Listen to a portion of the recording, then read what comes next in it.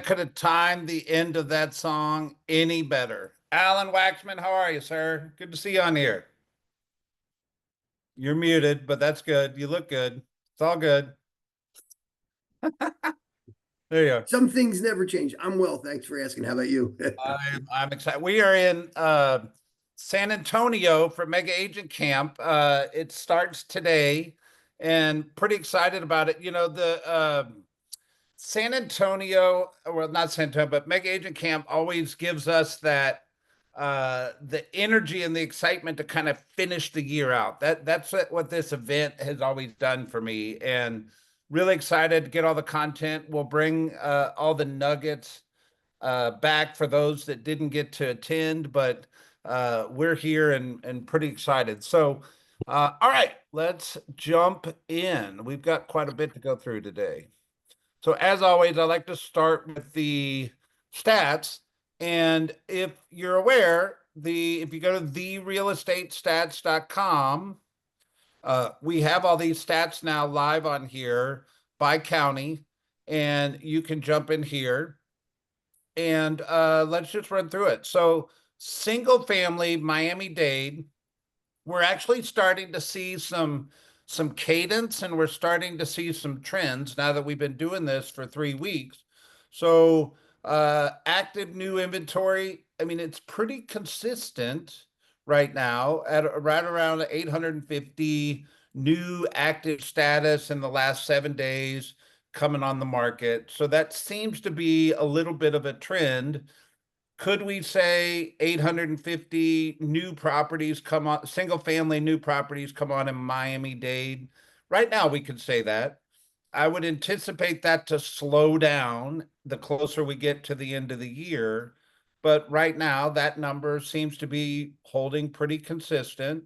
Properties that go into that active under contract are pretty consistent, right around 110, 100, 123. We also are holding a little, not as consistent in the pending. We had 153 3 weeks ago, then 192, and then 153 again in the last 7 days. But if you kind of put these together, that's 276 properties that went pending in the single family category in Miami-Dade in the last 7 days. Still quite a bit of property going under contract when you look at the perspective of how many came on the market. We have 100, like I said, 153 pending. We had 212 close out in the last 7 days. So this 230, typically it always spikes at the end of the month. There's always an abundance, or I wouldn't use the word abundance, an influx of closings that happen at the end of the month. But I like to try to get a grip on what's good and what's bad. So right now, single family in a 7 day total, I'm being general, but about 200 a week close. We had 20 withdrawn, 59 expired, and 126 canceled. Obviously, end of the month, people write their listing dates to cancel at the end of the month. Yet in the middle of the week, what's that, 185 cancel, or middle of the month, 185 canceled or expired in the last 7 days. Pretty interesting. If I go down further for condos, and when you get here, because of the amount of data, it takes a minute to load, just so you know. But once it loads, it's good. So condos in Miami-Dade, we had 300 new active properties 3 weeks ago, 374, 402. It is certainly starting to show a trend of increase. And I have a article we're going to go through talking about new construction property inventory, and I'm wondering if this is a little bit of that effect. We'll get there. Active under contract looks around 50 a week, and the pendings, same deal, end of the month spike, but around 50. So about 100 properties go pending every week in Miami-Dade in the condo category. We had inconsistency on the closing so far. So 75, then 115 end of month, and we're at 96, which is still a healthy number of condos.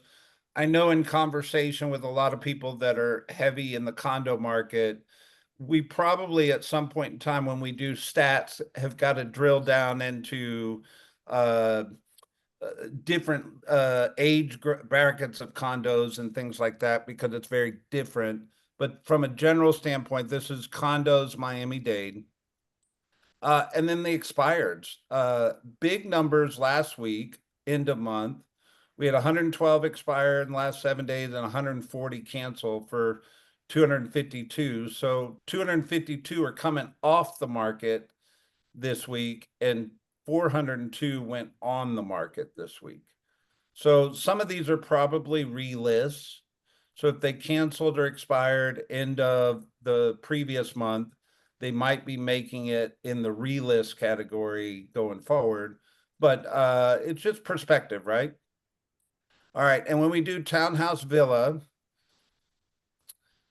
pretty consistent here, 72, 96, 88, roughly around 80, 90 townhouse villas come on the market every week in Miami-Dade. Roughly 20 to 25 go active under contract, roughly 20-ish go pending. So around 40 to 45 every week go pending, with 88 coming or 80 something coming on the market every week. So about 50% of what new inventory looks like is coming off the market. So you can see the discrepancy there. Closings, roughly around 35 close a week. We had 37 this week, 39 the week before, 31 the week before that. And then 23 expired, 37 canceled. That's 60 listings that expired in the last 7 days in that townhouse villa category. Those of you that work this market heavily, what is your take on these numbers? Miami-Dade. Don't be shy.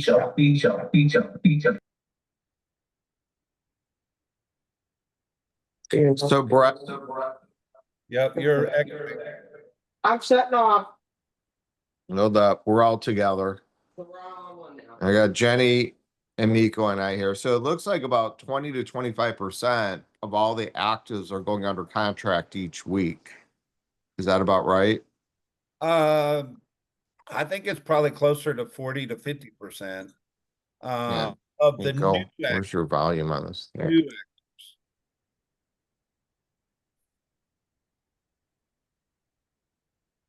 All right. So, That your comment? All right, let's hit Broward. So can Broward, hear. single family, roughly around 1,000 new active hitting the market every week. That's very consistent, right? And same comment, this is single family. I'm expecting this to slow down as the seasonality happens towards the end of the year.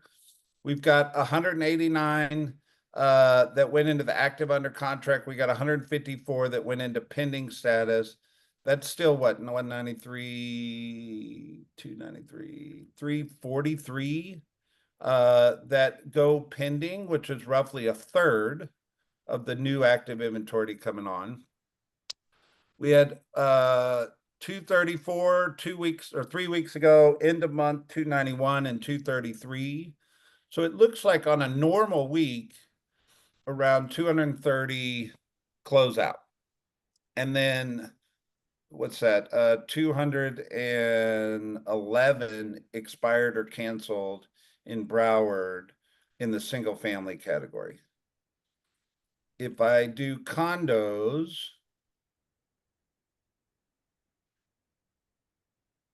pretty consistent here. Roughly just over 1,000 go new active on a weekly basis. 170 to 180, 190 go active under contract, with 176 to 154 are going pending.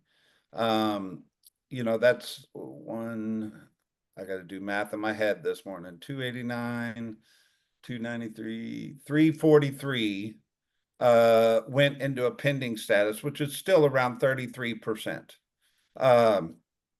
233 closed out, same as it was 3 weeks ago with the end of the month. So these numbers look very consistent. And then we've got 211 that expired or canceled. So less are canceling in Broward than in Miami-Dade, yet there's still, you know, historically the MLS has a history of around 35% of listings fail, we call it. They either go active and then cancel or expire, withdrawn, something in those categories. Yet that's, I hate calling it normal, but that's normal. Like normal is around 35% failing. There are periods of time like we had during the pandemic where that number of failed listings comes down. And there's also periods of time like we had during the Great Recession where that number goes up. But what I'm seeing is pretty normal expired cancels right now from a history perspective. If I jump into the townhouse villa, we had 52 come on 3 weeks ago.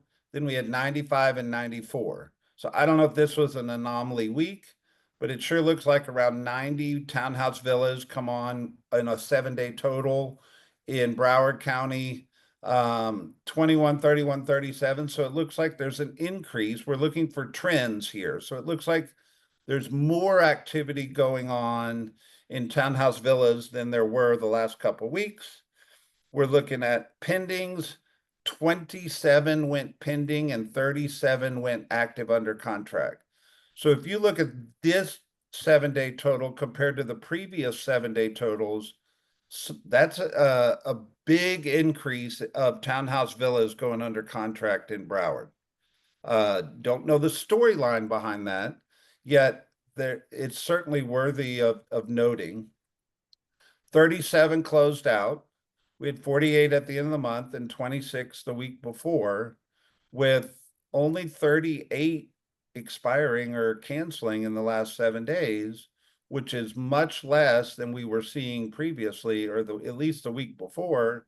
So I don't know if the townhouse villas are heating up in Broward County or not, but the data would say they could be heating up. And it's something to pay attention to as we track this every week. Where's my Broward agents? What are your thoughts on these numbers? I think the townhouse market is very encouraging, and I think that it has a lot to do with the fact that townhouses are a little bit more affordable. You can get a 3-bedroom, 2-bathroom townhouse for around 400,000 versus the identical single-family home is going to cost you closer to 500, 550. Okay. So you think this is an affordability, people are choosing townhouse versus single family for affordability reasons? I Definitely. believe so. Yeah, and the newer market, whether we don't have a lot of new builds, but we do have some builds that maybe are 4 or 5 years old. So coming back into the market, not quite new, but they're more attractive than we'll call them vintage single house listings that are out there in that price range.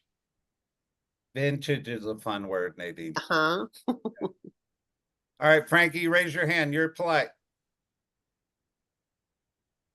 So off of what Nadine just said, yes, it's the houses are prettier, so more buyers want something nice because they can't afford to renovate an entire property or don't have the time and money.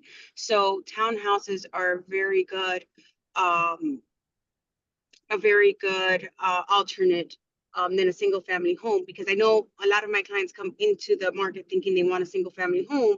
They see what they can get for the same price, completely renovated townhouse, and that's what they go for. And then villa's the same thing. It's just 1 story, and they're becoming popular for those people who don't want 2-story houses. So that's my experience in the market right now. Love it. Hey, Good. Brett, Yeah. I wanted to just note one thing here on the stats for condos and the stats for single family for Broward, the figures are identical. Mhm. I'm not sure. Luke is working on that. I'm working It's on it in the right chat, now. It's too. out to be fixed. This is the first time connecting them to that, and so I think that one chart just they didn't get switched. All right, over we'll come back right to it. now. We'll come back. Thank you for catching that. All right, so let me find this one article that I think was quite interesting. So the Federal Reserve Bank of St. Louis is the big government agency that does a lot of data tracking. And if you look at new private housing units authorized by building permits for Miami, Fort Lauderdale, Pompano Beach, and that's their what they call their MSA market. So that includes basically all the way from just south of Boca all the way down to Miami. And that's the government drawing a line around the market and saying, we're tracking this data. Look what happened, and I'm on my laptop, so I got to move the window here. Look what Wow. happened permits in the month of June for new construction. And I'm on here going, this is confusing a little bit to me because we're hearing on a national scale, builders are pulling back. Builders are nervous because they've got more inventory on the ground than they've had for a long time. But it's something we probably should dive into and find out why all of a sudden is there a influx of new construction permits. And I have a second article which says in Wilton Manor, Leonard nabs control of a Broward development site in multi-million-dollar deal. And Lennar acquired a $13 million townhouse site in Wilton Manors. The property is approved for 50 townhouses starting in the 800s. So I heard y'all say affordability in the 500 range, 400 range, 800 obviously higher than that, yet that's new construction. That's quite a bit of a commitment to it from a big box builder to go put inventory on the ground. Quite interesting. You'll get copies of all these articles. Obviously, I'm not going to read them all, but we saw this on the Business Journal, and I was like, interesting. Pretty big commitment from a big builder in a weird new construction market. So I don't know if this attributed to the other stat, but it certainly is worthy of going, what's going on here? There's a spike. And it's not just a couple units, like the weeks before were around 1,000, and all of a sudden we're at almost 5,000 permits in June 2025. So Right, you there's said that's Boca and South? I believe, Luke, where the MSA south of Boca. south of Boca, right? It goes all the way from it's the three counties. It's the Broward, Miami-Dade, and goodness, I don't have it in front of Palm me. Beach. And Palm Beach, yes, it's those Okay. three. There's Okay. a lot of new construction wanna- in Palm Beach. Yeah, I admitted. And that's All the right. highest number since 1995, just as an FYI, on a monthly basis.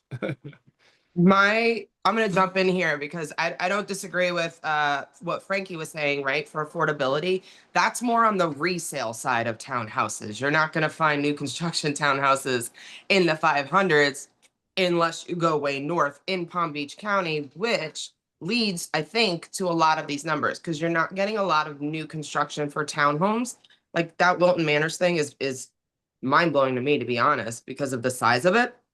But they're gonna start in the 6, 7, and 800s. I can name off the top of my head right now at least 6 communities that are breaking ground for townhouses in Palm Beach. So I think that's probably maybe more of numbers going north and not so south, because there's not that many new construction on the broader scale of land wise. So that might be skewing it I would like to see it separated, maybe like Right. Broward and Miami from Palm Beach to see where those numbers go. And Do you here's have that the- other image I shared with you, Brett, that has the breakdown of what that looks like? the the picture you sent me? Yeah. I got it. All right, explain it, Luke. So, well, the current month is right there and year to date is on the right, but you can see how this breaks down between unit types, between 1 unit, 2 units, 3 and 4, and on from there. And you can see pretty much in 1 month, we had a third of the whole year essentially catch up there. So, and when you look at the 5 units or more, in 1 month, we basically doubled the whole previous 5 months. So it's about half of that number, that 4,167 and the 8,481. So in 1 month, we pretty much made up a lot of room there. All right. But still not broken down by county. I hear you. Yeah. All right. Couple other things that I think are worthy. I'll hit them. 6 tech tools to elevate your listing presentation. I'm going to tell you what's on my mind right now. Artificial intelligence is blowing up. And I was on a call last week where it was actually a team leader that was talking about how AI is running all the systems behind their market center and how they're starting to see agents running their systems of their business with AI. And it really stretched my mind because I think most of us understand how powerful, or starting to understand how powerful Chat GPT is in our businesses. Yet there's another layer that we've all are going to have to get to where AI actually starts to be the systems behind it. And for instance, on a market center level, we could hire on a new agent, put them into AI, and AI could run the entire onboarding process, helping them with their website, assigning something to the front desk saying, hey, we need you to do this, putting a checklist together, all kinds of stuff. And on an agent business level, think about your listing presentation. You take a listing, and at some point, AI is going to be able to function and do your entire listing checklist. But we're not all there yet, but this is where it's going. And I noticed this article was talking about 6 tech tools to elevate your listing presentation on a budget. Hello, am I not logged in? Hold on.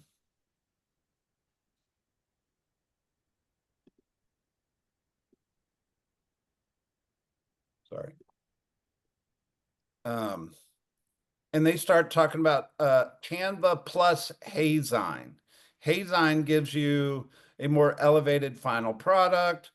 You can design your pre-listing packet. If you're not aware, your relationship with us as your broker, Keller Williams, will now give you a pro account of Canva. They're rolling that out, I suspect, here in San Antonio at Mega Agent Camp.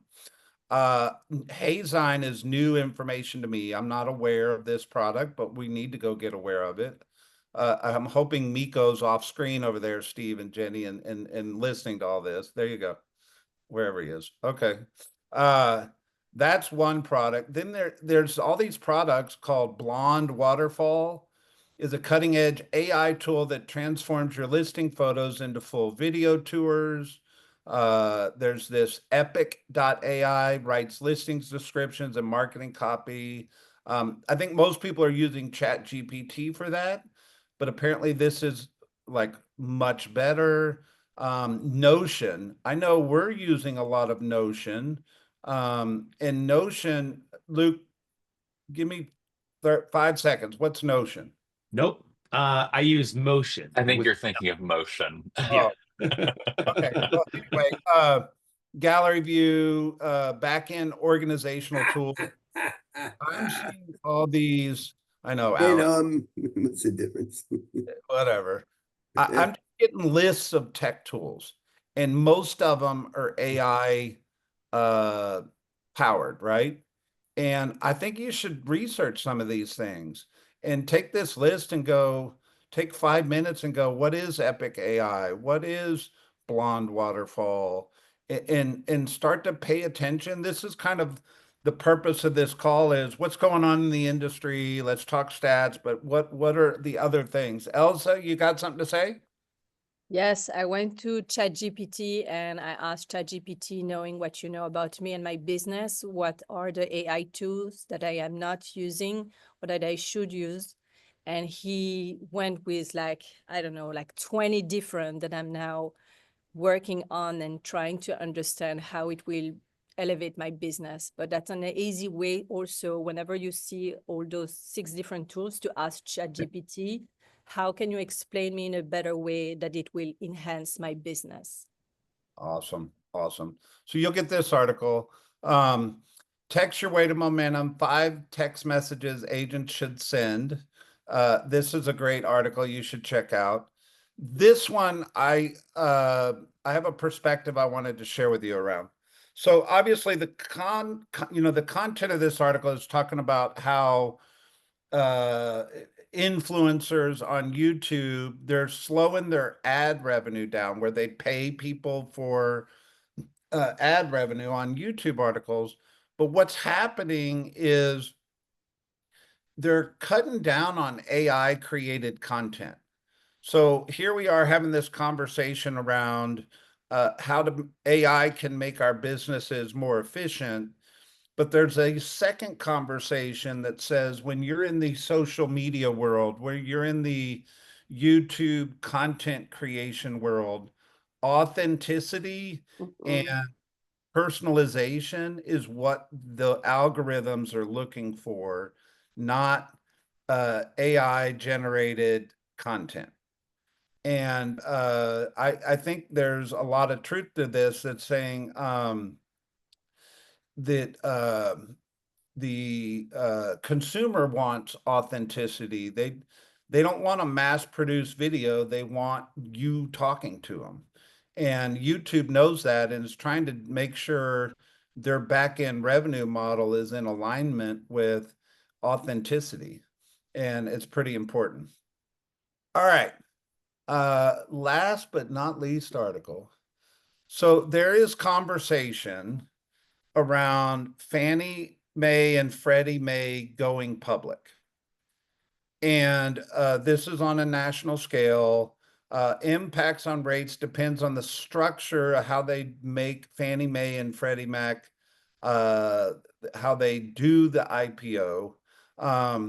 And obviously lots of opinions. I don't know why. Am I not signed in? Anyway, I'll give you my explanation of it. So the government doesn't want to be the backer long-term of Fannie Mae and Freddie Mac. If you've listened to Doug Duncan talk, if somebody you were at that event, the power of these wholesale lending products is the fact that they're guaranteed by the government. Well, at one point in time, they were going down a route where they weren't guaranteed by the government, but the Great Recession happened and the government had to take back control of Fannie and Freddie Mac to secure the finance world of the United States. Well, the government sees that as a debt, as a liability on the government's balance sheet, and they're actually motivated to get it off of the government's balance sheet out into the public sector. The big question is they can do it, and it sounds like they're on a path to try to do that. The question is, what does that mean for us in mortgage rates? And it's something, this is one of the first articles I'm seeing. I do think we're going to see more conversations around this in the future. What does it mean for mortgage rates in the future? Because just like you probably call your favorite lender and they're quoting mortgage rates, yet the reality is this giant behind them, Fannie Mae and Freddie Mac, is probably more in control of determining what mortgage rates are than the local lender that you talk to. Does that make sense?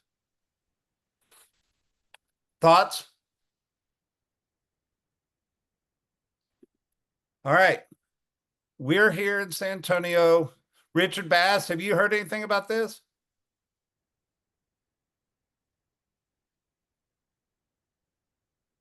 Had to find my unmute button. There you go. You're referring to the Fannie Freddie in Any particular? of it. You're the Yeah, I you're was. the broker. Give us the broker opinion. Well, while you were talking, I was doing some quick research about those new starts. There's two major condo developments going on in Miami that just came online. Miami-Dade County by itself accounted for about 2,500 of those units.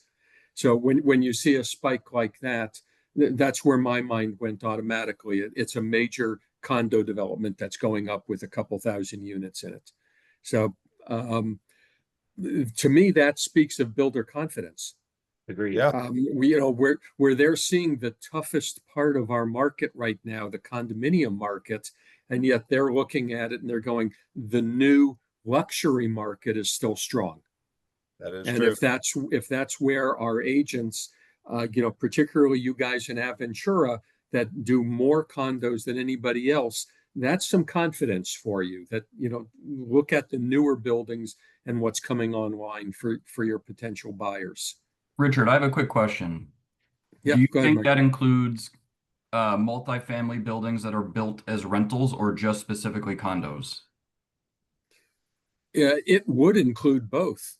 They don't distinguish that when they're running those numbers for new building permits. That's anything that's going in the ground that a builder has to file a permit for. Good question, Mike. Perfect. All right, guys, we like to start and end on time. Thank you for being here. See you next week. Have a great time in Austin, guys. Thank you. Thank you. Enjoy Mega Camp. And come